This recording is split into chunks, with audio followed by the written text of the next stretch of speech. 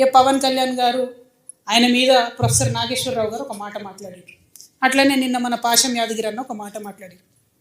మాట్లాడంగానే ఇక్కడ వాళ్ళ ఏజెంట్ ఉన్నాడు కాబట్టి ఆంధ్ర పోలీసు వాళ్ళు మా మేధావులు ఇంటికి వస్తుంది. ఇట్లా చేస్తే మాత్రం ఊరుకోం, క్వశ్చనే లేదు. మాకు అన్ని రైట్స్ ఉన్నాయి.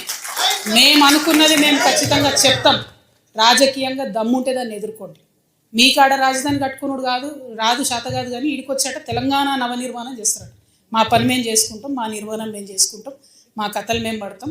రాష్ట్రం విడిపోయింది, ప్రజలు విడిపోలే. మీరు ప్రజల మధ్యలో చిచ్చు పెట్టకండి. చిచ్చు పెడితే మాట్లాడేటోళ్ళు లేరు, ఊరుకుంటోళ్ళు లేరు అనుకుంటారేమో. ఇగో ఈ జెండా రాకముందు లెక్క వేరే, ఇప్పుడు లెక్క వేరే.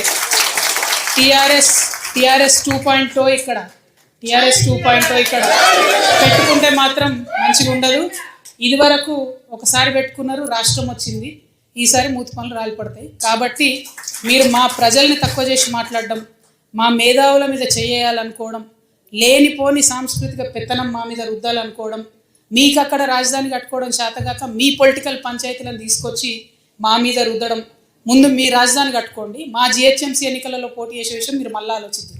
మా జిహెచ్ఎంసీలో ఇక్కడ సెటిల్ అయ్యి ఇక్కడ ఉన్నటువంటి ఆంధ్ర బిడ్డలు మా వాళ్ళు. గత 12 ఏళ్ళుగా వాళ్ళని మేము కడుపులో పెట్టుకొని కాపాడుకున్నాం. ఇంకా ఎన్ని ఏళ్ళైనా అట్లనే కాపాడుకుంటాం. తెలంగాణ వాళ్ళం ఎవరిని ఇబ్బంది పెట్టేటోళ్ళం కాదు. చుట్టపు చూపుగా వచ్చినా ఇంటికి వచ్చినా వాళ్ళని ఉన్నాం. వాళ్ళు మన దగ్గరే ఉన్నారు, మన దగ్గరే సెటిల్ అయిన. వాళ్ళతో ఇబ్బంది లేదు. రాజకీయంగా పెత్తనం చేస్తాం, సెక్రటేరియట్లో ఏలు పెడతాం, మీ విధానాలలో ఏలు పెడతాం, మీ నీళ్లు దోసుకుంటాం అంటే మాత్రం ఊరుకునేది ఉండదు. ఖచ్చితంగా చెప్తా ఉన్నాం.